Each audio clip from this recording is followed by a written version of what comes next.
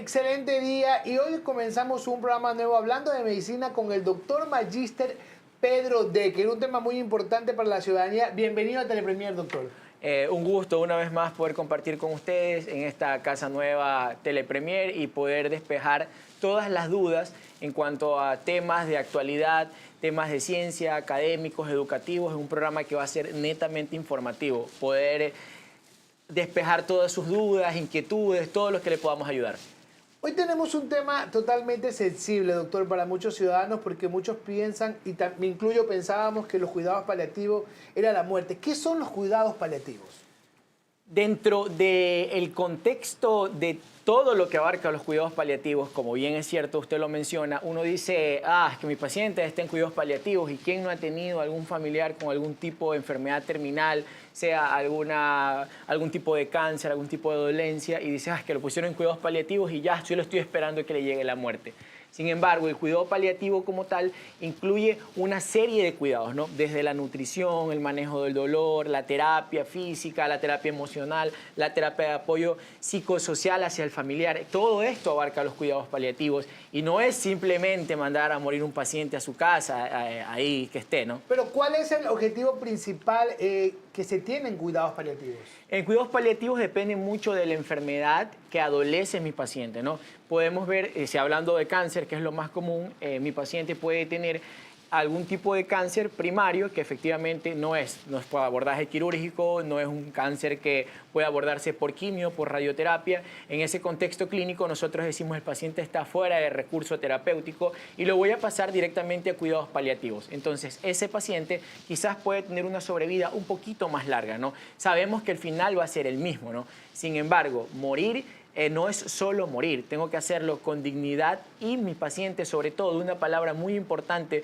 yo como intensivista lo utilizo mucho y muchos colegas también deberían tener en cuenta, es el confort que va a tener el paciente. Es decir, el paciente va a cerrar sus ojos, se va a ir, pero tiene que hacerlo de una manera confortable, sin dolor, en un buen estado nutricional y bueno, obviamente rodeado de la gente que a él lo quiere mucho y lo aprecia, ¿no? ¿En qué tipos de enfermedades nomás aplican los cuidados paliativos o quiénes reciben cuidados paliativos? Ya, los pacientes que normalmente reciben cuidados paliativos, el abordaje es los pacientes que tienen cáncer.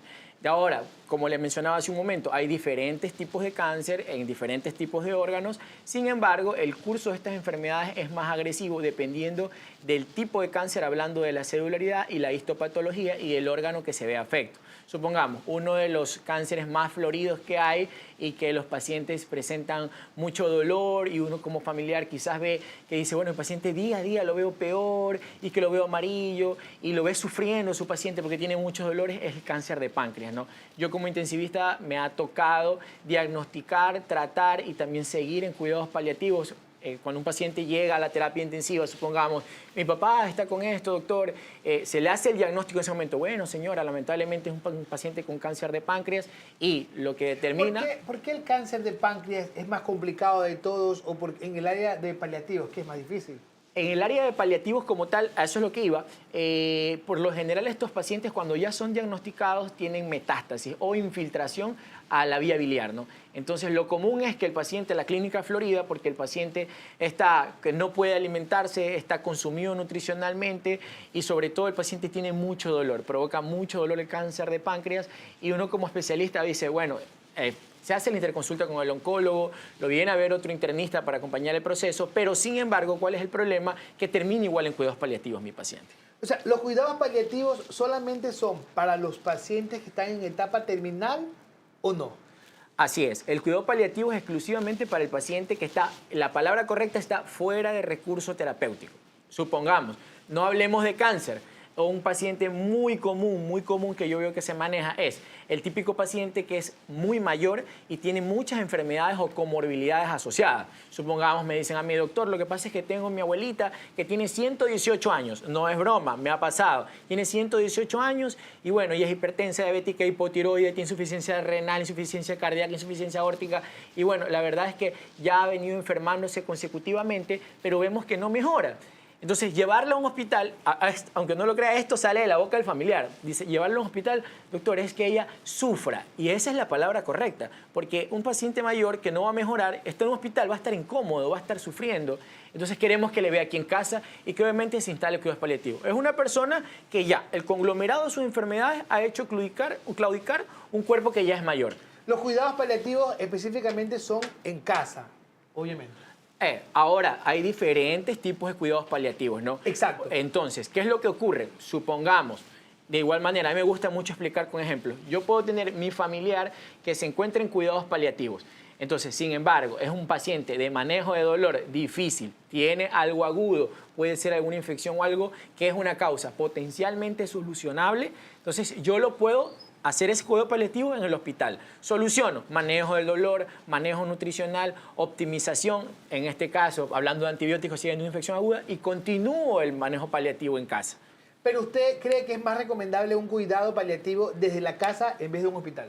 Siempre el cuidado paliativo se prefiere en casa. ¿Por qué? Porque primero, si es un paciente que está suprimido inmunológicamente y yo lo llevo al hospital, lo más probable es que el paciente en el hospital adquiera una infección y esa infección es lo que lo termine matando. Lo segundo, para confort, como yo le dije, la palabra mágica es confort. Para confort de mi paciente, yo tengo que tener la comodidad, que mi paciente esté cómodo. Y por lo general, la persona que tiene un diagnóstico de una enfermedad terminal siempre va a estar cómodo en su casa, rodeado de la gente que lo quiere y lo ama.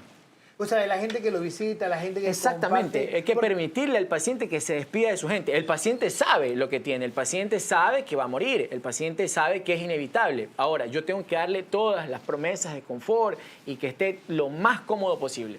¿Y qué especialistas nomás forman parte de los cuidados paliativos? Aparte de ustedes, médico intensivista, pero ¿qué doctores más forman parte de este equipo o de esta área, como le llaman, cuidados paliativos? Yo como médico intensivista hago muchos cuidados paliativos por petición de los pacientes. Lo sé hacer, pero sin embargo, aunque no lo crean, hay una especialidad que son los especialistas en cuidados paliativos. Hay muy pocos en realidad acá en Guayaquil, sin embargo ellos son como que los médicos de cabecera en este grupo de pacientes. ¿Qué es lo que me pasa a mí? Yo ingreso pacientes a la clínica, estoy en un centro privado que es inmenso, es uno de los más renombrados acá de Guayaquil, o en el hospital público donde trabaja. Entonces, en la clínica, ¿qué es lo que me pasa? Doctor, es que estuve en UCI, le di el diagnóstico que tiene cáncer, obviamente está metastizado, se llama al oncólogo y el oncólogo dice, bueno, no hay como dar quimio ni radio, el cirujano lo que dice es, no se puede abordar quirúrgicamente, pasa en consenso, decimos todos, pasa a cuidados paliativos.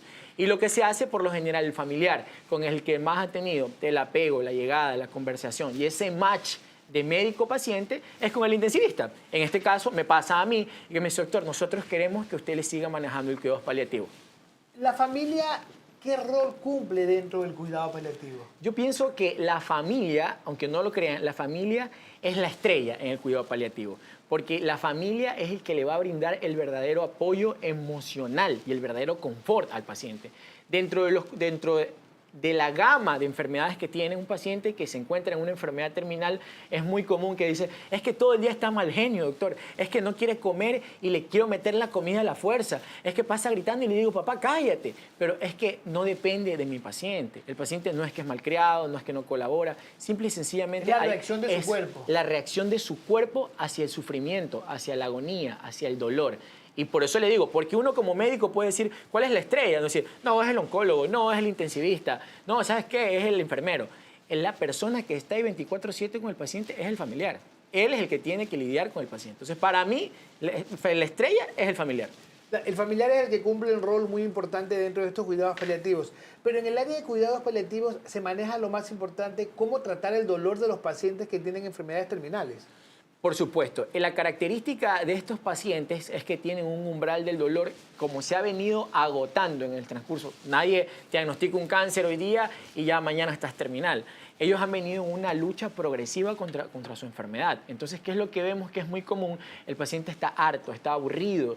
El paciente lo que dice es, ya estoy harto del dolor, del sufrimiento. Entonces, lo que nosotros hacemos es que el paciente, lo más mínimo le provoca dolor. El cambio de posición, quizás un baño, todo le provoca dolor. Entonces, estos pacientes tienen que manejarse con fármacos opioides a altas concentraciones en infusión continua. Lo más utilizado, la morfina. Se comienza con dosis pequeñas, puede ser rescate partes subcutáneos o endovenosos en diluciones de 1/10, y de ahí lo que nosotros utilizamos también es la buprenorfina, que son los parches buprenorfina, para ayudar a la impregnación. Y en casos... Antes que lo interrumpa, perdón, usted me habla de la morfina. Muchas personas no saben qué es la morfina. ¿En qué ayuda la morfina a un paciente que tiene un cáncer terminal? La morfina es un analgésico muy potente de acción central en el cual se utiliza muy comúnmente, quizás el nombre dice, la morfina, eso es la guerra. Efectivamente se utilizaba para heridas de guerra y desde la época ya del 50 se ha venido utilizando en el manejo del dolor. La morfina y después el segundo opioide muy potente que se utiliza, que se ha puesto de moda lamentablemente con una mala utilización, que es el fentanilo. Entonces son las dos fármacos ya en una enfermedad de etapa terminal, cuando el manejo del dolor se vuelve insoportable, se lo utiliza mucho. Como yo le decía, comenzamos con dosis bajas, endovenosa o subcutánea, o de absorción cutánea, y después podemos utilizar estos fármacos en infusiones continuas endovenosas. Hay algo que me llama mucho la atención, obviamente, el tema de cuidados paliativos y el tema del cáncer. Usted me decía el otro día que el dolor en el cáncer es un dolor inexplicable, por eso usan la morfina. Claro, lo que pasa es que uno dice, el paciente puede tener, sigamos con el caso puntual del cáncer de páncreas, y uno dice, doctor, pero es que me duelen los pies, me duele la cabeza. Y uno, pero bueno, no tiene metástasis cerebral, no tiene metástasis ósea, ¿por qué le duelen? Simple y sencillamente, ese es el umbral del dolor que maneja mi paciente. Y quizás si fuera otro paciente con otro tipo de patología, una colitis ulcerativa, una neumonía, yo dijera, bueno, este lo que está, no está loco, esa no es la palabra que se utiliza, está somatizando su dolor. Este paciente, obviamente, su dolor tiene parte psicógena y parte de la disminución de umbral del dolor. Entonces, no lo puedo encasillar como que, ay, aguántate nomás. No, tengo que dar analgésicos. De cualquier tipo de analgésico, pero tengo que darlo. ¿Y qué impactos tienen los cuidados paliativos en la vida del paciente? Ahora, dentro de los cuidados paliativos, el todo de los cuidados paliativos, ahora, solamente estamos hablando ahorita del dolor y el abordaje del dolor. Claro. Pero, sin embargo, el todo de los cuidados paliativos, tengo que tener en cuenta que principalmente para mí algo fundamental en los cuidados paliativos es la nutrición. Ese soporte nutricional es lo que le va a dar la sobrevida a mi paciente. Un paciente que se encuentra en un estado nutricional óptimo es un paciente que yo sé que va a durar un poco más. ¿Ya? Para mí eso es lo segundo principal. ¿Cómo se alimente? Cómo se alimente mi paciente. Y yo saber, supongamos, si mi paciente lo voy a sacar a cuidados paliativos directo de la clínica o del hospital y mi paciente no se está alimentando bien y sé que no va a andar bien la alimentación en casa, pues tengo que sacarlo con una sonda nasogástrica o con una gastrostomía. Pero si yo lo manejo de una forma nutricional que es mala en realidad, sé que mi paciente primero va a tener una sobrevida corta y segundo va a tener una mala calidad de vida. Aunque no está dentro de la pauta, doctor, pero me llama mucho la atención porque lo vi ayer.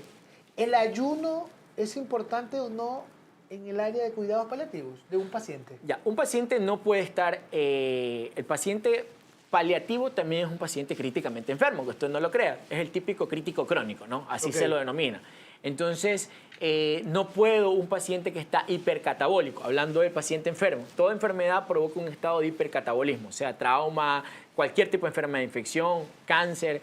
Entonces, yo no puedo tener un paciente en ayuno, porque es lo que pasa.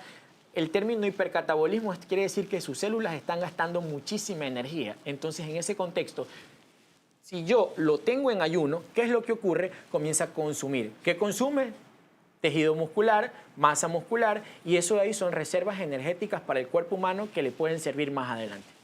Ah, entonces no es bueno, es importante porque alguien me lo preguntó ayer y me dice, pregúntale al doctor para saber, porque tengo un papá que está con algo de cáncer y alguien me recomendó hacerle ayuno. Pero lo importante es lo que usted me dice, el paciente no puede hacer ayuno porque pierde masa muscular, que dentro del proceso más adelante la va a necesitar. Por supuesto, lo que va a pasar con ese paciente es lo típico. Supongamos, si algún médico de cabecera está llevando ese proceso y dice, es que le voy a hacer ayuno esta semana porque me lo recomendaron, lo vi en el TikTok o algo, es muy común hoy por hoy. Entonces el médico lo ve el lunes. El próximo lunes que el médico de cabecera vaya a ver a ese paciente, lo va a haber consumido. O sea, literalmente ha perdido 6 o 8 kilos que quizás si tú o yo nos ponemos a hacer dieta no los podemos perder. Pero es porque el cuerpo de él está hipercatabólico, está consumiendo el doble de calorías, el doble de proteínas porque está con una enfermedad.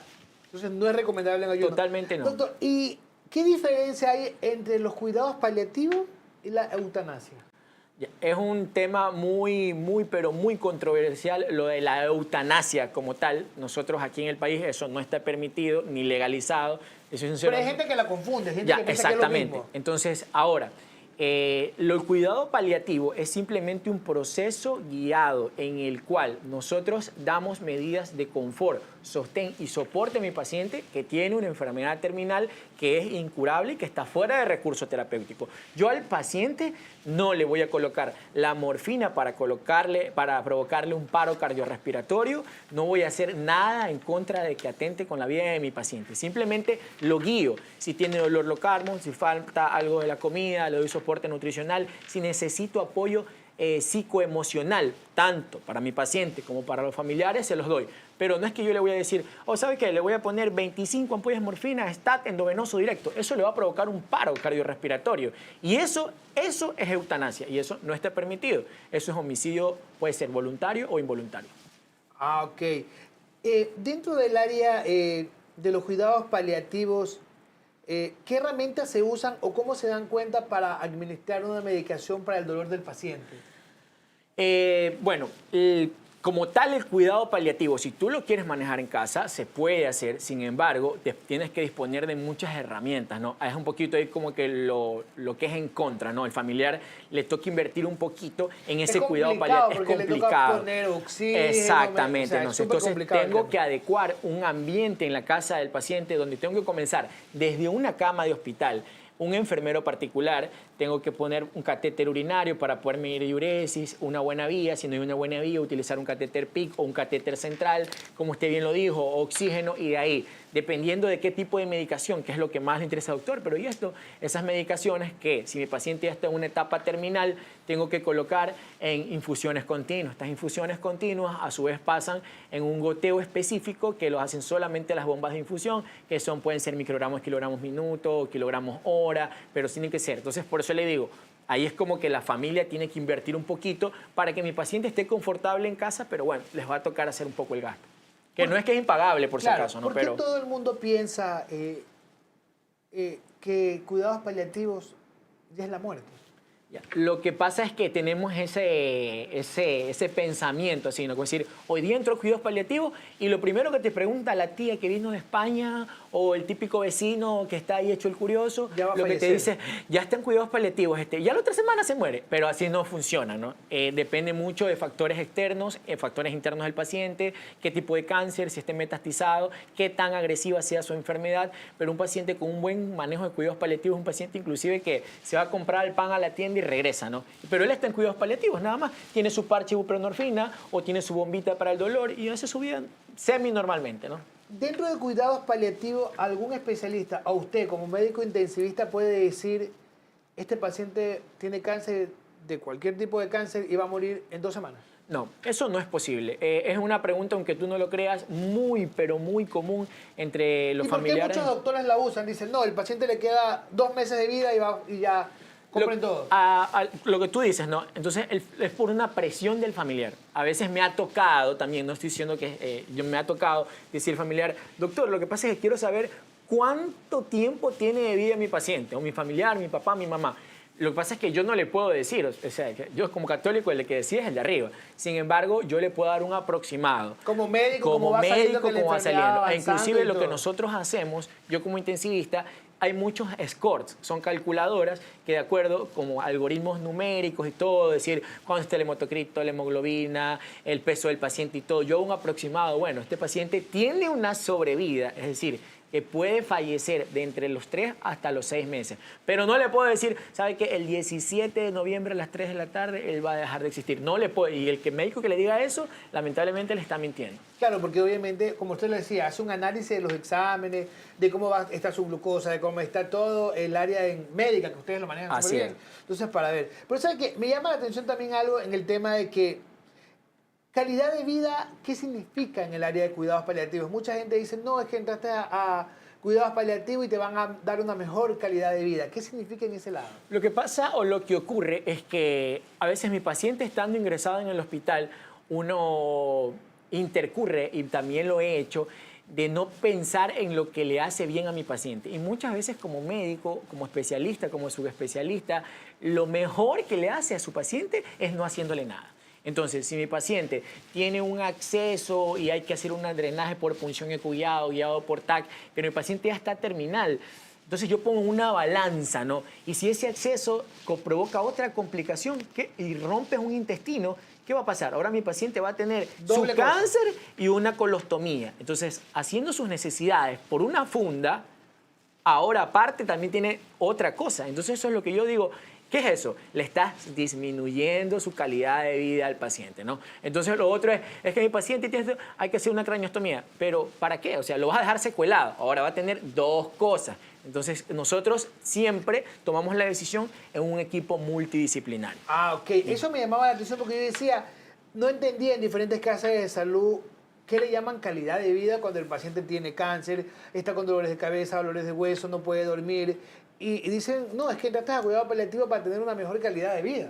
Sí, lo que pasa es que ya ya es otro el manejo, no es tan invasivo, no es tan agresivo. Supongamos, Dios no permita, un compañero acá del canal o tú o yo podemos tener un accidente de tránsito. O sea, tú sabes que a Andrés tienes que salvarlo porque era alguien normal, sano, hasta buena gente, caías bien. Entonces haces de todo, agotas los recursos para poder salvarlo, porque de esa manera, una vez que él recupera, se salva de la parte aguda, él sigue haciendo su vida normalmente. Bueno, que tienes una fractura de la pierna, va a cojear un poco, etcétera, etcétera, pero el paciente con cáncer no. Entonces, si tú lo comienzas a abordar así agresivamente, sabes que lo que estás haciendo es disminuyendo la calidad de vida. Lo vas a mandar con una sonda, con un catéter, secuelado, con otras cosas que en realidad a él le están haciendo daño. O sea, es importante dentro del área paliativo buscar opciones B, C y D para no afectar y darle más daños al paciente. Totalmente de acuerdo. Y sobre todo es que si yo guío el proceso de cuidado paliativo como médico intensivista, puede ser el médico clínico internista,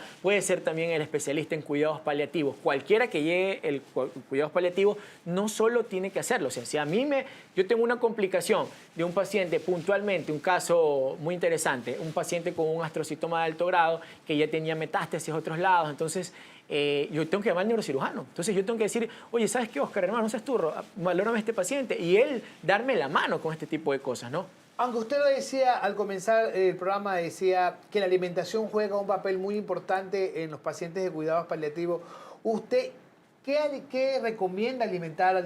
Por ejemplo, alguien me dice el otro día, no, es que el paciente no puede comer leche, no puede comer huevo, no puede comer carne, no puede comer nada. ¿Usted cree que una persona, hablando en general, que tiene una etapa terminal, que por decirle, usted como médico sabe que tiene 3 meses de vida, ¿usted cree que es bueno un doctor, un especialista, prohibirle comer o algo que le gusta para que sus pocos días de vida lo pueda disfrutar? ¿Sabes qué? Es una pregunta muy interesante porque es algo que se ve mucho en los A mí cuidados alguien me dijo paliativos. un día, si su papá quiere ir a un lugar, llévelo.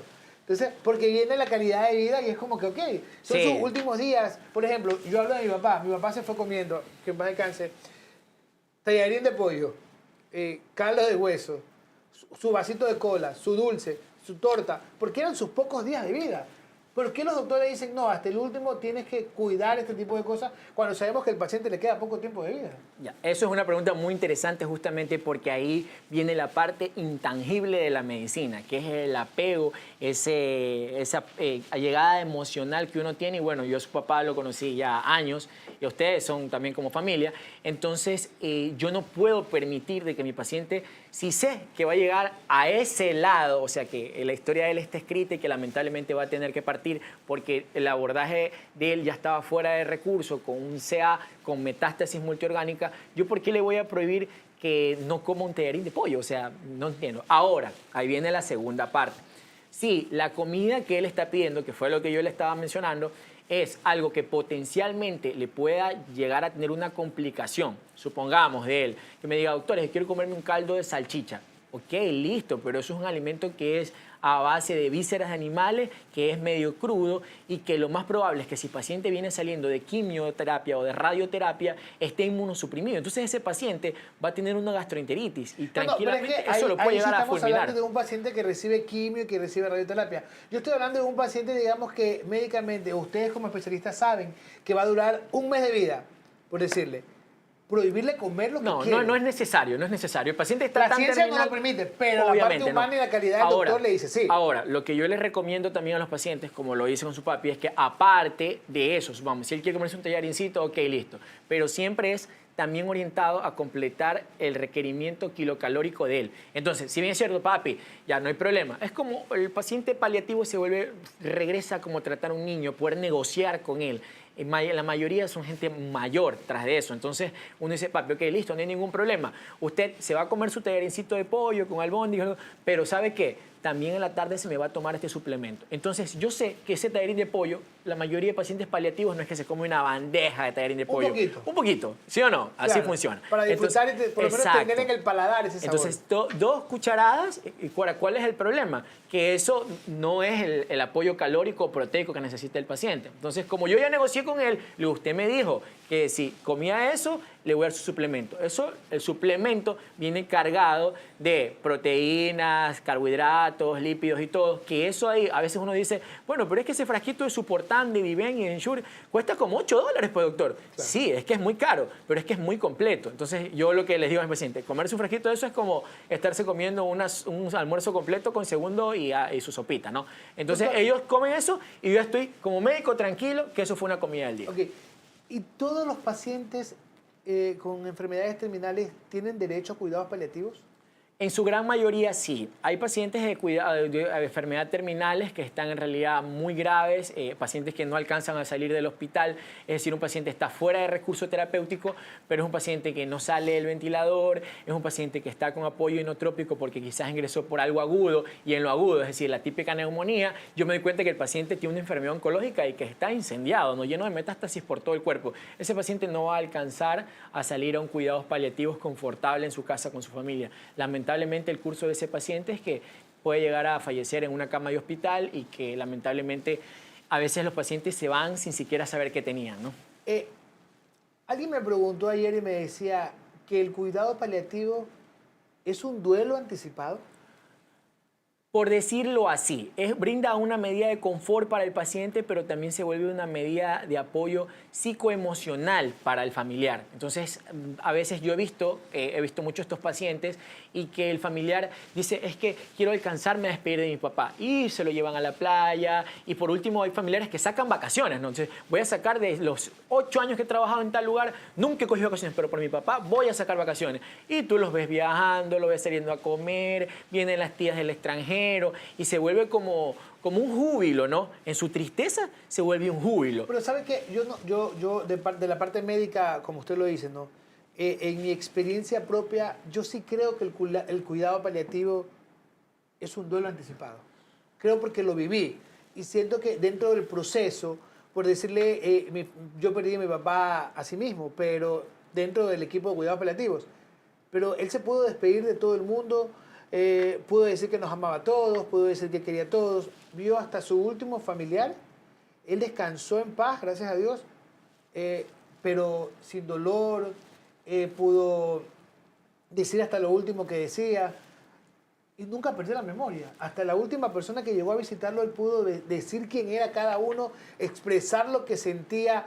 Como lo decía usted, no es barato, no es fácil tener a alguien desde casa o crearle un hospital en casa, en cuidados paliativos, pero es importante, las personas que pueden tenerlo lo pueden hacer, porque es un duelo anticipado, pero te da esa paz, ¿sabes? Esa tranquilidad que una persona puede decir, y yo que lo vivo, en lo personal, puedo decir, mi mamá llora por su esposo porque es una familia, ¿no? Pero siente lo que él le decía, no te quiero ver llorar, quiero descansar, mi cuerpo no da.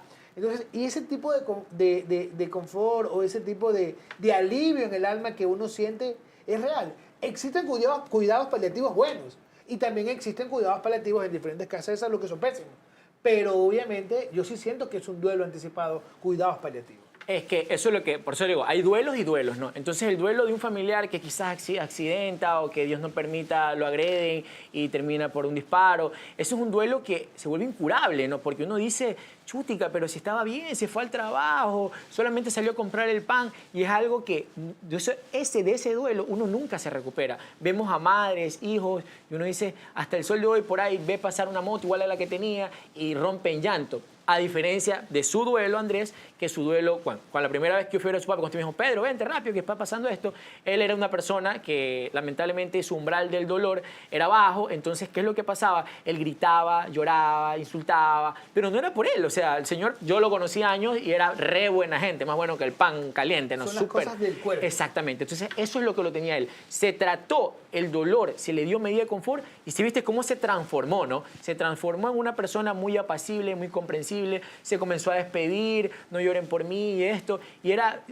se fue con una sonrisa, ¿no? Entonces, por lo general, cuando yo hago cuidados paliativos, siempre optimizo confort, nutrición y el apoyo psicoemocional de los familiares o de gente externa, y de esta manera los pacientes pueden partir así. A veces uno dice, el paciente va a partir con un besito en la mejilla y cogiéndole la mano, y dice, es exagerado el doctor, no, eso es como que mucho Hollywood, pero tú, que has sido testigo de los cuidados paliativos, es real. O sea, se puede hacer. Yo lo hago y mis pacientes y mis familiares, yo me llevo muy bien con ellos y bueno, tú eres un ejemplo viviente de ello, ¿no? Claro. Y para terminar, doctor, ¿qué mensaje le envía a todos los familiares que tienen un paciente y que cuidan a alguien en el área de cuidados paliativos? Bueno, yo el mensaje que le daría a los familiares, primero un gesto de mucha admiración por la valentía y sobre todo por el cariño hacia sus pacientes, porque cuidar a un paciente de estos es sumamente complejo y es bastante cansado, ¿no? Sin embargo, la retribución y la paz que va a brindar para su corazón y para su alma una vez que su familiar parta va a ser inmesurable. Es decir, pues, una vez que su papá, su mamá, su familiar parta, como lo dijo Andrés, usted va a sentir una paz con usted mismo, no solo con él, porque hizo todo hasta el final y lo acompañó hasta lo último. Es más, lo va a poder recordar de una forma agradable, porque hasta lo último su paciente estuvo de una forma confortable, feliz, nunca sufrió. Claro, no es lo mismo ver a un paciente terminar con su vida o acabar, que su vida acabe dentro de un hospital, a que acabe en su casa, junto, rodeado de amor, junto a los seres que más lo quieren, como lo decía usted, ¿no? Así es. Excelente día y sigamos con mucha más programación.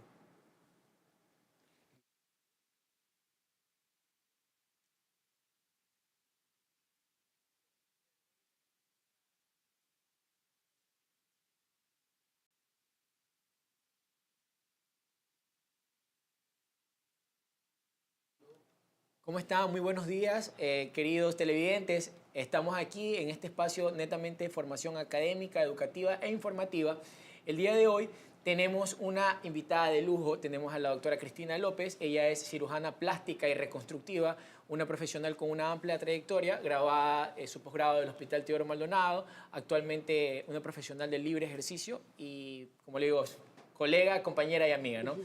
Muy buenos días, Cristina. ¿Cómo estás? Muchas gracias. Vamos a topar algunos temas de interés, Cristina. No sé, nos das un preámbulo de tu vida profesional. Muchas veces nosotros pensamos que el cirujano plástico solamente es una persona que se encarga de la parte estética, colocar un aumentos mamarios, liposucción y todo, pero como todos los profesionales de la medicina, vamos un poco más allá, ¿no? No solamente la parte estética, sino es un cuidado posterior a la cirugía, la humanización, siempre viendo, visualizando qué es lo que necesita un paciente. No es algo comercial la cirugía plástica como se lo plantea en su mayoría de veces, como lo vemos en la pantalla o como lo vemos en redes sociales.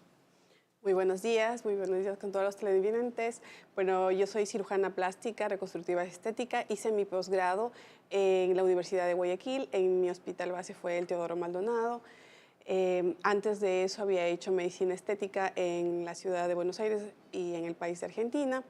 Tengo una trayectoria más o menos de unos 10 años como médico y como cirujana plástica, pues unos 5 años. Eso te puedo contar de mi vida profesional, Pedro. Cuéntame. Entonces, Cristina, para entrar un poco más en el tema, ¿qué recomendación le darías al público al momento de, yo sé o tengo ganas de realizarme una cirugía plástica, algo estético, pero que yo como futuro paciente o como persona que quiero hacer esa modificación en mi cuerpo, ¿qué debo de tener en cuenta para poder elegir mi cirujano plástico? La persona que va a tocar mi cuerpo para realizar algún cambio estético. ¿Qué recomendaciones tú le darías al público? Bueno, yo la primera recomendación que les diría es que no se dejen llevar por las redes sociales. Esa es mi primera recomendación. Muchas veces vemos cirujanos plásticos que tienen 60,000, 70,000 seguidores y que viven del marketing realmente. Entonces, la primera cosa es buscar tu cirujano plástico, pero que no sea en redes sociales. Tú tienes que buscar tu cirujano plástico por experiencia de otras amigas, de hermanas, de mamá, que hayan tenido una buena experiencia con este médico y que haya salido todo correctamente. La segunda recomendación sería que busquemos el cirujano plástico. Por ejemplo, yo me presento con la paciente y le digo, mira, soy la doctora Cristina López, soy cirujana plástica reconstructiva y estética porque lo soy, hice un posgrado. Y la paciente va a verificar en el CENESID y dice, con mi número de cédula, con mis 2 nombres, y dice cirujana plástica, reconstructiva y estética, posgrado Universidad de Guayaquil.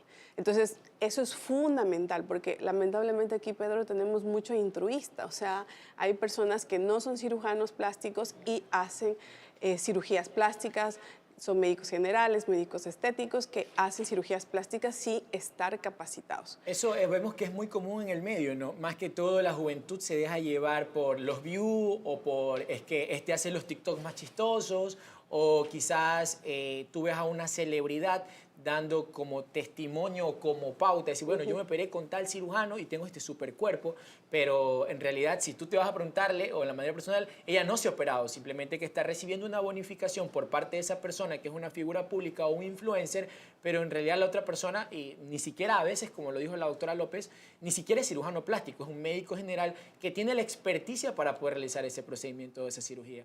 Otro tip que tú me darías al momento de elegir mi cirujano plástico en cuanto a estas personas que hasta cierto punto son como unos charlatanes, ¿no? Yo decirle porque más que el resultado final, que voy a decir, bueno, me pueden dejar la nariz chueca o me pueden dejar los implantes mamarios uno para más arriba que el otro, que se ha visto casos, yo lo he visto como intensivista y Cristina los ha visto, pero más que eso, porque eso es solucionable. Más que eso hablamos de la vida, ¿no? Como lo conversamos en programas pasados, es la vida. Una complicación asociada a una cirugía plástica es bastante complicada, ¿no? Ese es el típico, entrar caminando a un quirófano y salir intubado o lamentablemente muerto, ¿no? Entonces, ¿qué otro tip tú nos dieras, no? Bueno, dentro de esto que tú conversabas de las personas que son charlatanes que se dedican solo a captar, porque se llaman captadoras de cirugía plástica. Cuando tú vayas a hacer una consulta con tu cirujano plástico, no te tiene que atender más que el médico que te va a operar, no cualquier persona, porque ahora tú ves en redes sociales y conversábamos tras cámaras y decíamos, falta que les den solo la canasta navideña. Entonces dicen, cirugía plástica, por tanto, incluye exámenes, incluye valoración cardiológica, incluye la cirugía, el postquirúrgico, drenajes y ya te digo, al final la canasta navideña. Y eso no debe ser así. Tú vas como paciente y te atiende una persona totalmente extraña a la medicina, que es solo una pantalla o, como tú dices, a veces famosos que los contratan, y ni siquiera te explica complicaciones que puedes tener, porque cualquier procedimiento quirúrgico puede tener una complicación. No te explica cuál va a ser tu anestesiólogo, no te explica cuál va a ser su ayudante, porque cuando tú vas a un médico que tiene ética, te va a explicar, mira, yo voy a hacer esto, vamos a utilizar anestesia general, este va a ser tu anestesiólogo, este va a ser mi ayudante, y te da todas las pautas. Incluso te habla de las complicaciones, porque eso es lo principal, te tienen que hablar de las complicaciones, porque cualquier cirugía plástica también tiene un riesgo que podría ser la muerte, así sea el mejor cirujano plástico que haya tenido una larga trayectoria. Eso sería como que fundamental. Otro tip súper fundamental es en dónde te operas. ¿Ya? Porque si tú vas a un cirujano plástico que te dice, no, yo te opero aquí atrás en mi consultorio y te voy a dar anestesia local o anestesia epidural, y, o sea, si yo tengo una complicación, si no manejo bien la vía aérea o lo que sea, tú sabes que todas las pacientes que lamentablemente fallecen aquí en esta ciudad es porque no tienen una terapia intensiva pronta, o sea, no pueden llegar a dar esos primeros auxilios para poder rescatar o sacar de un paro a una paciente. Entonces, también es fundamental dónde te operas. Busca una clínica que tenga todo el respaldo y que especialmente si te vas a hacer una cirugía grande, que sé yo, una abdominoplastia, te van a hacer una liposucción 360, tenga una terapia intensiva. Eso es fundamental. Bueno, yo como intensivista doy fe de lo que dice la doctora López y efectivamente, ¿no? Tips muy importantes que dice la doctora. Primero, el cirujano tiene que tener la consulta. No tienes que reunirte con un influencer ni con una modelo. La consulta solo la puede hacer el cirujano plástico y tiene que ser previo a la cirugía. Segundo, les recomiendo también, no puede entrar ningún paciente, por más joven que sea, o sin ninguna comorbilidad, sin ningún tipo de valoración cardiológica prequirúrgica. Al público en general, si el cirujano no está pidiendo una valoración clínica prequirúrgica, lamentablemente pueden estarse enfrentando a estas personas que son charlatanes de la salud. Y lo segundo, que es el personal, el clínico encargado de la vida del paciente dentro de la cirugía, es el anestesiólogo. Por lo general también se recomienda una visita preanestésica. Yo como clínico he visto que existen componentes que generan hipersensibilidad en los pacientes y que eso es lo que descompensa en el transquirúrgico a los pacientes. Y también, sobre todo, es que si se van a someter a cirugías grandes, ¿no? No es lo mismo darle un procedimiento estético mínimamente invasivo en la cara que una dermolipectomía amplia, pues, ¿no? Entonces, procedimientos grandes, sobre todo, como lo mencionó la doctora, deben hacerse en casas o unidades de tercer y cuarto nivel. Entonces, si me vas a operar, hemos visto en redes sociales, en noticias, que es frecuente la clausura de estos centros. En realidad es una casa de 2 pisos y por ahí la cocina la hacen esterilización y un cuarto es el quirófano. Son cosas que uno, por más que quizás hayas cancelado la mitad del producto que adquiriste, si usted entra a un sitio como ese y decir, bueno, si me voy a operar aquí, doctor, lamentablemente yo no me voy a intervenir, muchas gracias, me devuelve mi dinero, y si no, pues bueno, se atenta a una denuncia. Pero siempre salvaguardando su vida, porque es su vida, ¿no? Previo a los otros tips que la doctora, verlo en el registro CNSI, que efectivamente sea un cirujano plástico y reconstructivo. Ahora sí, entrando un poco en el tema de la cirugía, ¿no? Doctora, usted, Cristina, ¿qué nos recomiendas en el manejo postquirúrgico? El manejo postquirúrgico, ¿qué es lo que da el éxito para la cirugía? Porque la mano del cirujano puede ser la mejor, el anestesista puede ser lo mejor, todo mejor, pero a veces vemos que dice, mi amiga se operó con la doctora López y esta otra amiga también se operó con la doctora López, pero aquí mi amiga me dice, yo la verdad es que veo que tiene como unas bolas en el abdomen o le veo que la herida le hizo una cicatriz hipertrófica, pero sí es la misma cirujana. ¿Qué recomendaciones postquirúrgicas nos puede decir? Esto marca la diferencia entre un buen resultado y quizás un mal resultado. Esa es una súper pregunta, porque generalmente las pacientes cuando van a la consulta, ¿no? Se les explica qué manejo deben tener después de la cirugía y muchas no hacen caso. Entonces, es una excelente pregunta. Primero, la primera pregunta es, doctora, ¿cuándo voy a regresar al trabajo? Entonces, yo siempre les digo, yo no te puedo dar un tiempo porque hay... Y no me vas a dejar mentir, Pedro, que hay personas que manejan muy bien el dolor, hay personas que manejan muy mal el dolor. Por ejemplo, si hablamos de una lipoabdominoplastia, la liposucción es muy dolorosa y más los drenajes. Entonces, si es una persona que trabaja en oficina, capaz va a tolerar pasar sentada a los 15 días, pero si es una persona que maneja, hace mayor actividad física, no lo va a poder. Entonces, cuando van a la consulta y me dicen ¿al cuánto tiempo yo puedo regresar al trabajo? Generalmente mi respuesta es no sé, no puedo decirte porque no sé cómo tú manejes el dolor y cómo tú te sientas, porque si yo te digo que a los 15 días ya podrás ir a trabajar, pero tengo pacientes que a los 15 días se están muriendo, o sea, literalmente.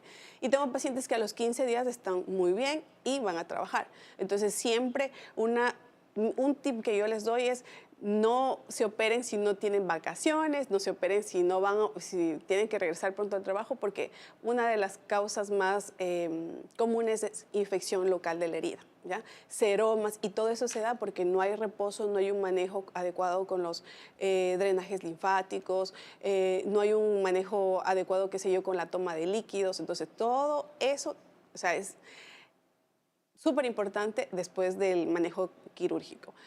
Otra cosa muy importante también es que tengas apoyo, porque si tú vas, generalmente te voy a decir, la mayoría de mujeres van a la consulta sin esposo, sin mamá, o se quieren operar. La que se está operando, por despecho, ¿no? Porque para estar más buena y que mira lo que te perdiste, ¿no? Eso es bastante común, usted que hace cirugía, ¿no? Es muy, muy común. Entonces van a la consulta y le digo, ¿y sabe tu esposo? ¿Sabe tu mamá? No, es que doctora, no. O sea, tiene que alguien ser tu grupo de apoyo, porque no te vas a poder levantar, no te vas a poder mover, vas a tener dolor. Más si tienes hijos, o sea, que manejar hijitos pequeños va a ser un caos. Entonces, tienes que tener una red de apoyo. Y de la mano también va en que, por ejemplo, supongamos, uno tiene que tener una salud y también un peso corporal adecuado para operarse. Porque yo veo aquí muchos cirujanos que operan pacientes de obesidad 2, 3, operan pacientes que no son candidatos para hacer una liposucción o una abdominoplastia y que vienen las complicaciones. Ahí es cuando más vienen las complicaciones. Un cirujano que tú vayas con una obesidad 2 y 3 y te quiere operar, no tiene una buena ética porque te tiene que primero mandar a bajar de peso, a una nutricionista, bajas un poco de peso y te haces tu cirugía. Entonces, siempre grupo de apoyo, siempre ten un buen tiempo para tener un postquirúrgico adecuado y ten una buena salud. O sea, ten una buena salud para entrar, porque no es lo mismo que entres enferma, con sobrepeso, que vas a tener un postquirúrgico terrible, a tener una buena salud y un postquirúrgico que va a ser más llevadero. Bueno, de ahí, de esta pregunta tenemos personalmente una consulta muy frecuente de los pacientes, es la mamá que se hizo su cesárea y todo, pero quiere un cambio pronto, no se soporta. A ver, ¿qué tiempo usted recomienda, doctora, una vez que yo me hice mi cesárea o di parto normal, poderme hacer? Sabemos que el embarazo es un estado fisiológico en el cual el cuerpo regresa a su estado natural, porque no es una enfermedad, es un estado fisiológico, es normal, el cuerpo se rediseña para tener y formar otro ser humano, pero aún las mujeres les da un poco de inseguridad, dicen, no, es que me quedo colgando esto, la verdad es que yo veo esta flacidez. ¿Usted qué tiempo recomienda después del parto o la cesárea poderse hacer una cirugía estética? En el caso de la mujer que viene del posparto, es la liposucción o dermolipectomía. Sí, a estas pacientes postparto son muy frecuentes, o sea, son de hecho, vienen, qué sé yo, dando de lactar o vienen a los 3, 5 meses ya que se quieren operar. Entonces yo al menos recomiendo unos 12 meses, o sea, un año o un año 6 meses, porque no sabemos cuánto tiempo le va a dar de lactar a ese niño, si ella tiene lactancia exclusiva. El cuerpo, tú sabes, Pedro, o sea, cambia totalmente. Si yo hago una liposucción, una abdominoplastia 3 meses posterior a la cesárea, o sea, después va a bajar más de peso, me van a quedar orejas de perro, me van a quedar flacidez. Entonces, no se debería operar por lo menos antes del año del postparto. Y dentro de este grupo de pacientes que efectivamente vienen con una remodelación del cuerpo o, por decirlo así, un cambio adaptativo, también yo tengo pacientes en mi consulta que es muy común que a veces llegan pacientes post-manga o post-bypass. Entonces, una persona que estaba con una obesidad mórbida, que efectivamente ya tiene un índice de masa corporal adecuado por talla y por kilo de peso, pero sin embargo, ¿qué es lo que nos damos cuenta? Que él ya se siente mal con su estética porque la piel, obviamente, y ese tejido redundante que tiene, lo hace sentirse inseguro. En este grupo de pacientes, después de una cirugía como una manga gástrica o como un bypass gástrico, ¿qué tiempo usted recomienda igual que se pueda hacer un procedimiento de estos estéticos? Generalmente cuando son pacientes postbariátricos, nosotros vamos de la mano del cirujano, en este caso bariátrico. Ellos ya, generalmente el paciente llega a un límite de pérdida de peso cuando con la nutricionista le dice, ya llegaste a tu límite, ya llegamos al objetivo. Entonces, generalmente ahí ya el mismo bariátrico, si es un paciente, es un doctor ético, le manda a donde el cirujano plástico. Porque hay pacientes que se realizan estas cirugías que generalmente, tú sabes, no tienen buenos hábitos alimenticios o qué sé yo, tienen ese efecto rebote. Entonces, yo siempre me he manejado de la mano del cirujano bariátrico. Qué sé yo, esto puede ser después de 1 año o 2 años, porque también es la cantidad de pérdida de peso que cada paciente, no es lo mismo que tengas un paciente de 300 libras que tenga que bajar, qué sé yo, 150, que tengas un paciente de 200 libras que tenga que bajar 50. Entonces, generalmente nos manejamos con la nutricionista y con el cirujano bariátrico. Una vez más, damos a notar que la medicina es mucho más compleja de lo que parece y tiene que ser multidisciplinaria, lo que hablamos en programas pasados, y que cuando ustedes vean que se encuentran con un todólogo, porque sí los hay, Cristina no me deja mentir, tú tienes que sospechar, este es todólogo, este es anestesiólogo, cardiólogo, cirujano, clínico, tú dices, bueno, y hasta cierto punto no le voy a creer, ¿no? Y buscar una segunda opinión. Otra pregunta muy común, ¿qué le darías tú como recomendaciones básicas a un paciente que va a entrar en el postquirúrgico y si la disciplina de ese paciente influye en la recuperación postquirúrgica. Por ejemplo, hay personas que no son disciplinadas, sabemos que, o sea, no pueden hacer ni un solo día dieta, o si le dan una indicación, quédate hoy día acostada, no lo hacen porque no pueden, simplemente no hacen caso. Tú a ese grupo de pacientes, ¿qué recomendación le darías que vayan a tener en el manejo postquirúrgico de una cirugía plástica? Bueno, yo pienso que uno tiene que tener una relación médico-paciente y esa relación la tienes que estar formando desde la primera consulta donde entró el paciente a tu consulta, ¿no? Entonces, tú dices, le explicas con lujo de detalles todo lo que tiene que hacer. La paciente puede receptarte, pero si tú le dices, no, a los 5 días puedo ir a trabajar, no, o sea, la paciente... Tú, Cristina, o sea, te lo digo es porque, por ejemplo, yo veo que el cirujano plástico, o sea, puntualmente, el cirujano plástico y el bariátrico es el que nunca dice que no, o sea, no dejan ir un paciente con una cirugía. Pero si, por ejemplo, lamentablemente es así. Cristina dice que sí. Entonces, no se puede ir por esa puerta sin operarse. No, pero escúchame lo que te voy a decir. Entonces, en ese contexto, no todos, obviamente, de toda la mata, decir mi mamá, es que tú dijiste todos. No, ¿sí? no todos, pero tu recomendación, por ejemplo, a ti te ha pasado quizás de que tú tienes sentado ahí un paciente que él te dice, yo soy indisciplinado, no me voy a hacer los masajes, no voy a hacer dieta porque no me da la gana y al día siguiente que me opera me voy a ir a trabajar. Tú ese paciente no lo operas, eso es a lo que iba, ¿no? Entonces, ese es el contexto, pero ¿por qué? Porque sabes que te vas a enfrentar a una complicación potencial en el postquirúrgico y lamentablemente no va a ser culpa del paciente. El paciente va a decir, la doctora López me operó mal. Y ¿no? es más, Pedro, por ejemplo, hay esos pacientes que son conflictivos, que vienen operados de un cirujano, vienen inconformes de ese cirujano, vienen por otro cirujano, también los operó mal. Y tú ya le vas, o sea, tú tienes que estudiar el paciente. Lamentablemente, uno como médico tiene la elección, porque eso es una elección. Tú eliges subirte ese problema o no. Y ahí también podemos hablar un poco de pacientes que tienen dismorfia corporal. Ya, esos pacientes que te dicen, no, doctora, tú le ves bien, el cirujano anterior le operó bien, ves una nariz que es lo que podía hacer el cirujano anterior. Y no, es que yo quiero. Entonces, a esos pacientes... en mi caso, o yo como médico digo, no, estos pacientes, no, porque el problema no se lleva ni el primero, ni el segundo, ni el tercero. El problema se lleva el último cirujano que lo topó. Entonces, yo generalmente me niego rotundamente, uno analiza, estudia a los pacientes y dice no. También vienen pacientes como manejados por redes sociales, tú le dices el costo de tu consulta, le dices el costo de tu cirugía, y dicen, no, pero es que doctora, en tal lado...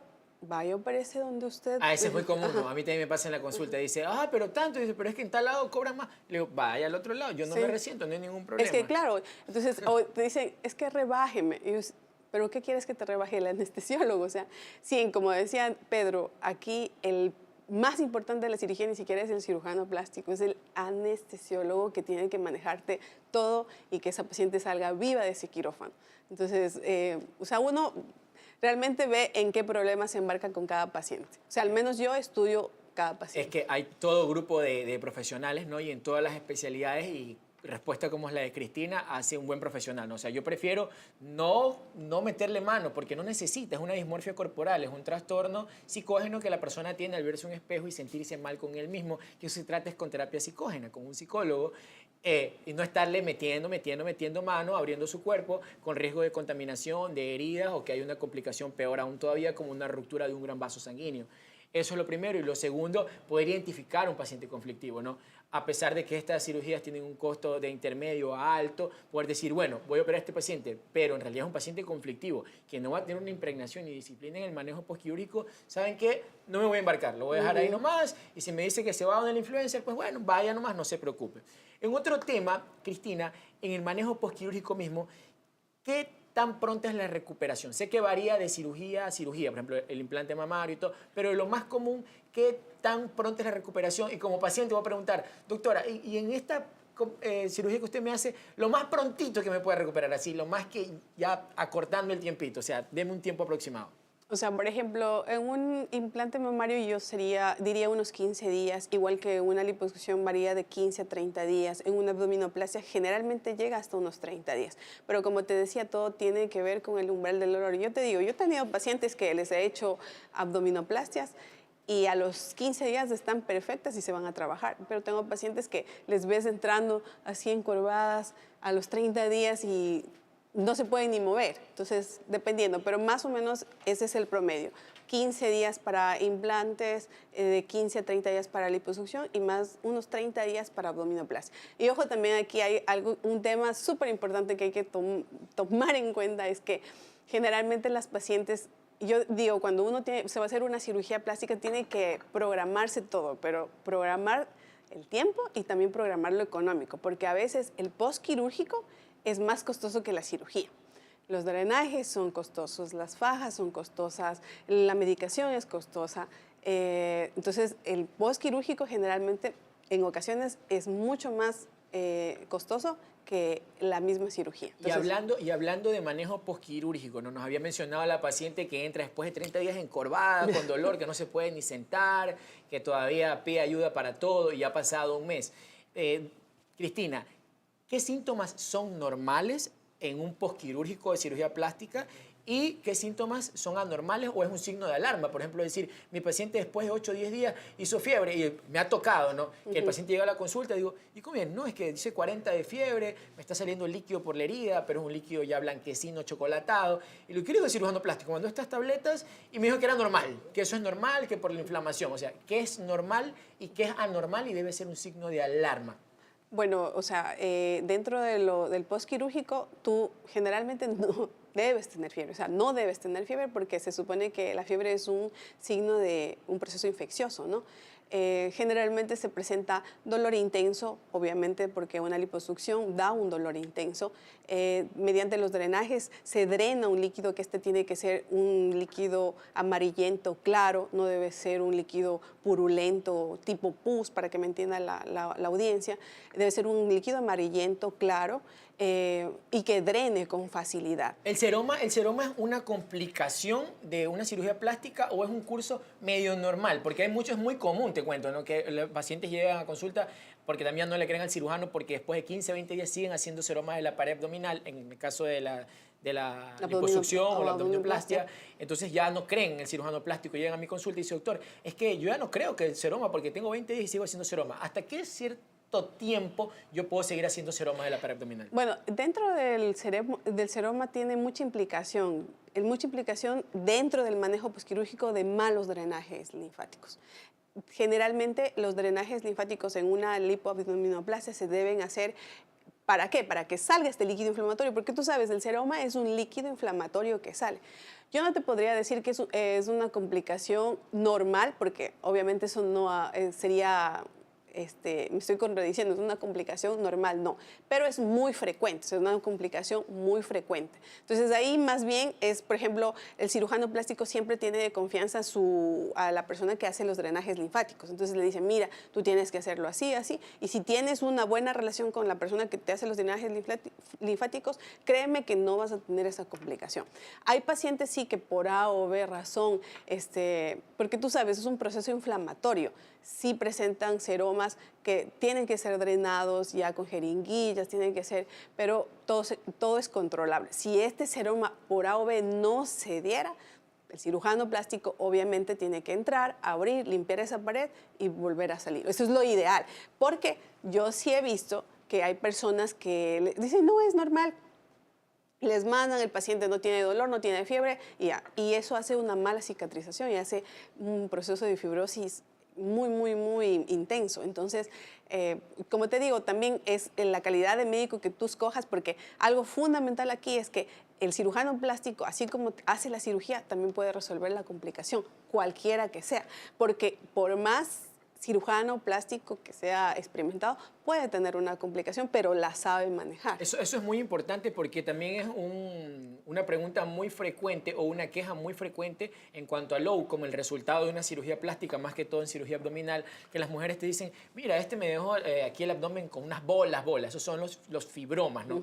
Son categorizaciones de que el tejido no ha sido adosado bien a la piel y se forman estas placas que son fibrosas, cicatrices de entre la piel y el tejido celular subcutáneo. Entonces, pero es como la doctora López lo explica, es por estos seromas que son recidivantes y bueno, es una quizás mala técnica al momento de hacer el drenaje. O la liposucción también. Ya, entonces son cosas que ahí sí potencialmente influye un poco en la persona que hace el drenaje o la mala técnica en la liposucción, pero sin embargo, como la doctora le dice, entra también la personalidad o la responsabilidad del cirujano plástico. Bueno, me quedó mal, es como mal el ejemplo que le voy a poner comparativo, pero si llevo mi carro al taller con un sonido y después de eso suena menos, no suena igual que antes, pero suena menos, yo no voy a quedarme callado. Digo, oiga, pero si le estoy pagando por algo no me va a dejar igual incompleto el trabajo. Es igual, el cirujano plástico tiene la responsabilidad de poder decir, bueno, está quedando mal, ¿sabes qué? Ofertarle otra cosa, quizás no un nuevo procedimiento, pero algo para brindar una solución pronta.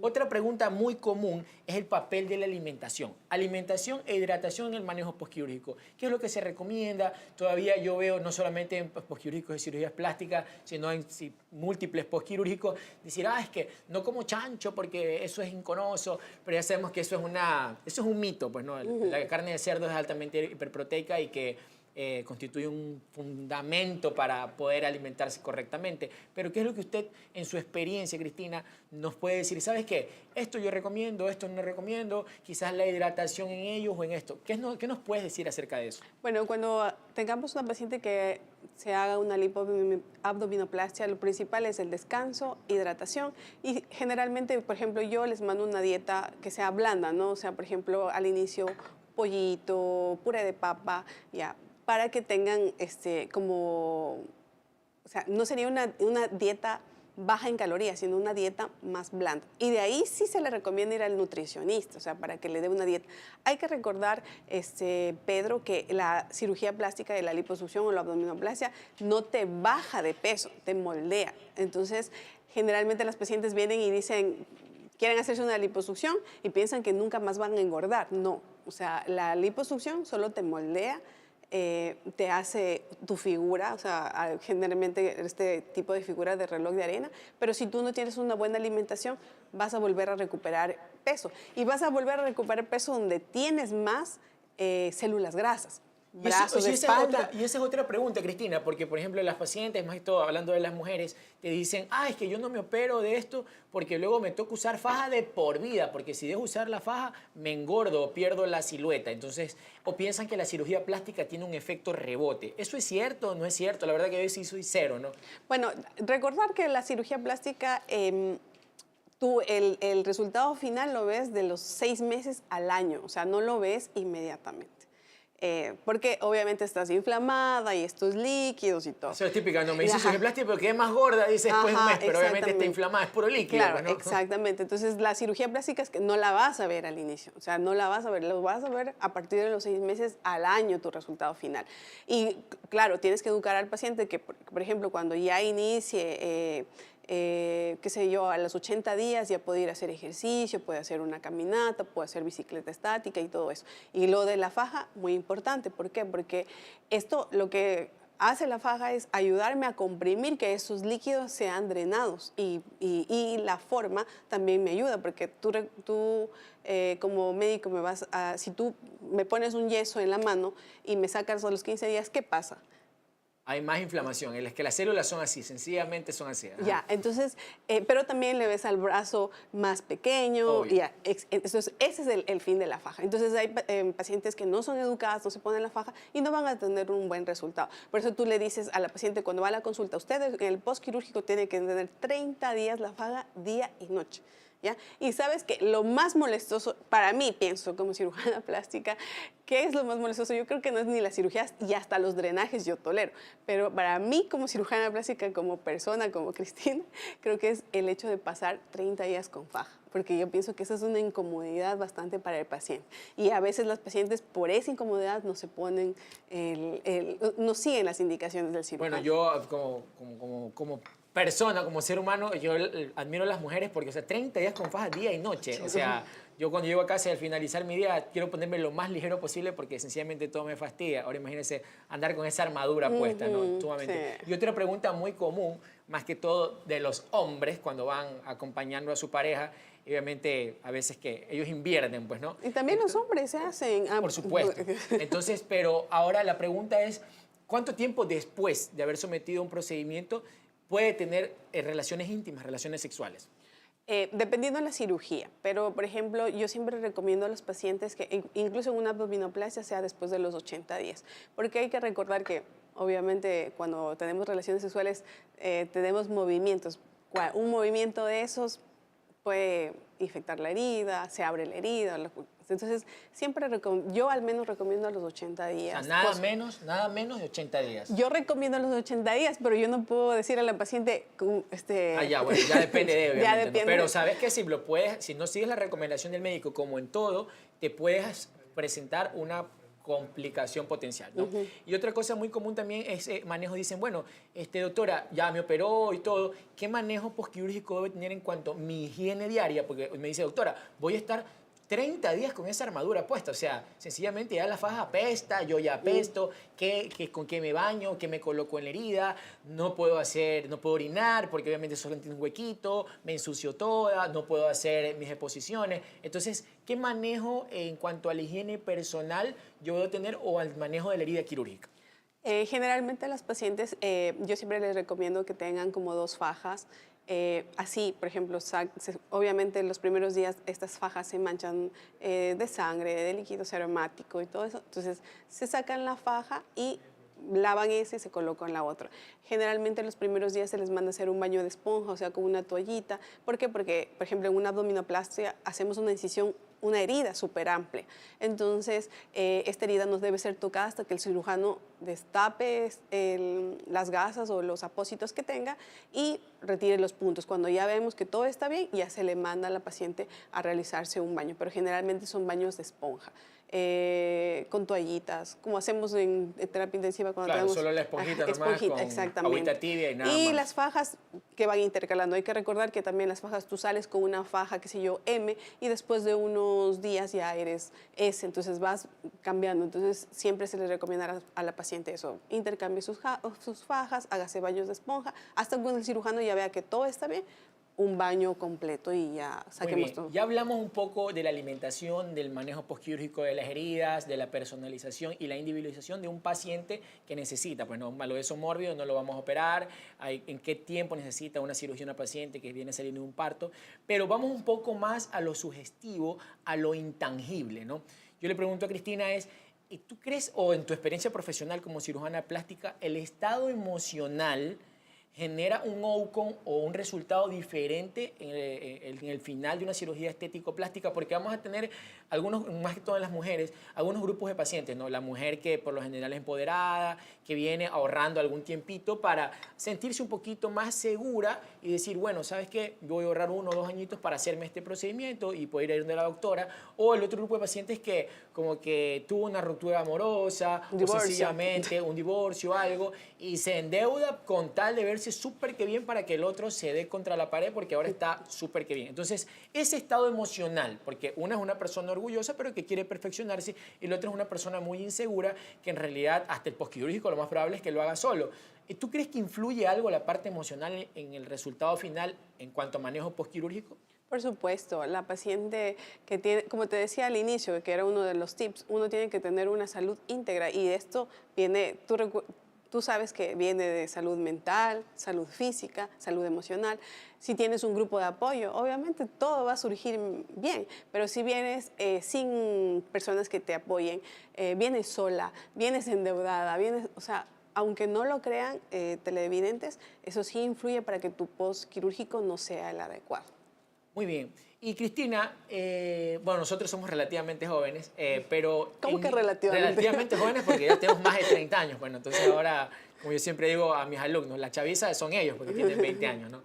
Entonces, bueno, pero retrospectivamente, tú haces ya bastante tiempo cirugía plástica y cirugía estética y estos procedimientos, pero tú has visto nuevos procedimientos o técnicas quirúrgicas que sí influyen en la recuperación en cuanto al resultado y el tiempo de recuperación, como se hacía quizás hace 10, 15 años atrás y ahora se lo está haciendo. Más o menos, ¿cuáles son o qué recomendaciones nos puedes decir, no? Claro, o sea, de hecho la cirugía plástica da pasos agigantados. O sea, hoy estudias algo, mañana ya salen nuevas tecnologías. Bueno, dentro de las nuevas tecnologías que tenemos para hacer liposucción, tenemos microaire, tenemos Baser, tenemos láser, tenemos radiofrecuencia. O sea, ya hay un montón de cosas. O sea, ya el médico que hace una liposucción solo con cánula ya está obsoleto. Hablando de procedimientos, porque es muy común de la mujer, cada vez quiere tener la cintura más fina. Más la mujer, fina, ¿no? ruptura de costilla. Eso, exactamente. Ese procedimiento de ruptura de costillas, yo lo he visto, solamente lo he visto por redes sociales, no he presenciado y gracias a Dios no he tenido pacientes míos que han llegado con complicaciones, porque yo solamente veo pacientes con complicaciones. Bueno, tengo un amigo, un muy buen amigo en Buenos Aires, que él hace netamente, esa es la famosísima cintura XL, le mando un saludo a Diego. Entonces, perdón, XS, entonces, XS. Entonces, pero este procedimiento de ruptura de costillas, que está entrando ahora en boga, ¿no? Que necesita quizás algún cuidado especial o algo en especial, o algo, porque la gente, las mujeres, ya todas quieren tener la cinturita de reloj de arena, ¿no? Bueno, el procedimiento de ruptura de costillas no es un procedimiento sencillo, o sea, es un procedimiento que hay que tenerlo mucho cuidado y tiene que ser un cirujano con experticia, porque tú sabes que ahí tenemos... El paquete vasculonervioso que pasa en todas las costillas, ¿no? Entonces, sí, si puedes llevarte una arteria, te llamabas, ¿no? Ya, así igual. Por ejemplo, nosotros ahora para hacer rinoplastia sacamos igual de cartílago de costilla para hacer... Entonces, ahí lo vemos al pulmón respirando también ahí. Entonces, hay que tener experticia primero. Y la paciente tiene que tener el cuidado de ponerse la faja. ¿Por qué? Porque lo que hacemos es una ruptura, pero no es que sacamos la costilla, sino que solo la fractura para que de esta ilusión óptica que tenga menos cintura. Entonces, más bien el cuidado es colocarse la faja y no... Y es cierto que este grupo de pacientes, bueno, tienen que usar la faja de por vida ahora, cuando se hace la fractura de costilla. Tú sabes que hay un proceso inflamatorio y después ya hace un nodo de consolidación, entonces no es de por vida, pero, o sea, ahorita incluso se ve mucho esto de la moda de ponerse las cinturillas, que yo como cirujana plástica y como médica no es que estoy tan de acuerdo. ¿Por qué? Porque recuerda que lo que hace la presión, como te decía en este caso del yeso, lo que hace es una atrofia muscular. Entonces, después de estas niñas que pasan con la cinturilla toda la vida, van a tener problemas de espalda, no ahorita, sino después. ¿Por qué? Porque pasan atrofiándose sus músculos paravertebrales, sus músculos... Sí, justamente el otro día estaba leyendo un artículo en el uso de las fajas y esto que está de moda, las cinturillas, y efectivamente corresponde a una atrofia muscular, no solo de los músculos paravertebrales en la espalda, sino también de la parte anterior, en los músculos abdominales. Entonces, al el cuerpo no estar diseñado o pierde la tonicidad de los músculos abdominales porque tienes puesto una cinturilla 24/7, ¿qué es lo que pasa? Luego hay recidivas en hernias o aparición de hernias con diástasis de los músculos rectos anteriores. Entonces hay que tener, independientemente de que vas a tener las vísceras contenidas todo el día, 24 horas, y eso lo que provoca es disminución del peristaltismo, que es movimiento fisiológico de los intestinos, y pueden causar otro tipo de síntomas, ¿no? Entre colitis, estreñimiento, periodos alternantes entre diarrea y estreñimiento. Entonces hay que tener mucho cuidado, tal como lo mencionó la doctora López. Y ya para ya terminar, Cristina, ¿qué consejos tú le darías a una paciente que se va a someter a una cirugía plástica, cualquiera que sea un implante mamario, sea una dermolipectomía, sea una rinoplastia, pero de todo lo que hemos conversado, si tú lo tuvieras aquí, ¿qué consejos tú le darías? Exactamente. Escoja bien a su cirujano, no se deje llevar por resultados de redes sociales, consulte quiénes van a ser todos los médicos que van a entrar en el quirófano, tenga un apoyo familiar, tenga un apoyo económico también. Y también en esta parte también sí, visite varios médicos para que usted esté con el más afianzado, con el que le haya dado más confianza, con el que le haya conversado de todas las complicaciones que pueden haber y escoja bien la casa de salud donde se va a operar. Bueno, aquí un paréntesis, yo veo muchos pacientes que dicen, ay, se murió, vino a hacerse una liposucción y salió, como dicen, entró viva y salió muerta, pero en dónde se operan también. Como dijo Pedro, son consultorios, son casas donde no van a tener un apoyo vital para salir de cualquier complicación. Bueno, Entonces, yo te cuento que como intensivista, lamentablemente yo he tenido algunos pacientes de estos y las complicaciones potenciales que me han llegado, me dicen, bueno, Pedro, ¿sabes qué? Se me complicó, colegas nuestros. Y digo, ya, claro, por supuesto, tráela acá a la clínica o tráela al hospital. He visto, no muchos, unas cuantas, pero todas han fallecido. Lo que tienen de común estos pacientes es que tal cual dice Cristina, que como se operan en consultorios, en oficinas o en una casa que no está diseñada, sin una área crítica en el cual se pueda ventilar un paciente, invadirlo, darle un buen masaje cardíaco, si tiene un trombo en la aurícula, pues entrar a hemodinamia inmediatamente. Esos minutos, que si tú, te pongo un ejemplo, en un consultorio en las Acacias lo estás operando, hasta que llegas, supongamos que lo traigo a mi centro, a especialidades, o sea, es casi una hora de camino. Esa hora de camino es crucial y eso es lo que se va a jugar la vida del paciente. Entonces, yo sí estoy de acuerdo con Cristina que tiene que ser parte fundamental. Y en cuanto a la parte emocional, Cristina, o ante el consejo postquirúrgico de alimentación, cosas puntuales que les puedas decir a la persona que está pensando en someterse a una cirugía plástica, estética o quizás algo reconstructivo. Bueno, siempre yo digo que la cirugía plástica, si uno toma la decisión de hacerse algo, debe ser por mí. O sea, yo quiero verme bien, yo quiero sentirme bien, yo quiero esta cirugía, ¿no? No se deje influenciar por los medios, por las redes sociales, por la pareja, por el divorcio, no. O sea, quiero hacerme algo para sentirme bien yo. Buena alimentación, después de una liposucción buscar una nutricionista que me dé una alimentación balanceada para que yo pueda cuidar esa cirugía, que me dure mucho tiempo más, hacer ejercicio después cuando ya el médico le dé el alta para poder realizar actividad física, hacer ejercicio y darse el tiempo adecuado de recuperación. O sea, como te decía, para mí sí es bien fundamental que la paciente tenga tiempo de recuperación, porque si son esas pacientes, mira que muchas, y no me dejas mentir, Pedro, muchas de las personas que se vienen a operar del exterior o de, por ejemplo, cambios de clima como de la sierra a la costa, llegan a morirse. ¿Por qué llegan a morirse? Porque no tienen una adaptación. Entonces, eso también es fundamental. Pacientes que vienen del exterior o que nos ven del exterior, ustedes tienen que venir. Lamentablemente, aunque ustedes no lo crean, hasta la altura nos juega en una cirugía plástica, o sea, el cambio de presiones. Entonces, todo eso, lleguen con 15 días antes de anticipación, háganse sus exámenes. Igual, no es que puedan viajar al siguiente día. Yo tengo pacientes que a veces consultan que quieren operarse y dicen, ¿y en cuánto tiempo puede viajar? Por lo menos hasta cuando yo te diga que estés bien y puedas viajar. No sé cuánto sea, 15 días, 20 días, pero yo tengo que decidir eso. Entonces, eso son recomendaciones como que, no más que de cirujana plástica, como mujer y como amiga, se les dice. Bueno, es muy importante lo que la doctora nos dice, la cirugía plástica tampoco es magia, hay que poder conservar el outcome y parte de ese resultado es poder cambiar el estilo de vida, ¿no? Un estilo de vida saludable, alimentarse bien, hacer ejercicio, eliminar el sedentarismo como parte de su vida. Y bueno, yo creo que Cristina nos ha despejado las suficientes o todas las dudas que teníamos en cuanto al manejo postquirúrgico y complicaciones potenciales para que no aparezcan y nos ha dado algunos tips, ¿no? Para poder nosotros elegir la persona correcta que va a poder tocar su cuerpo y manipularlo quirúrgicamente.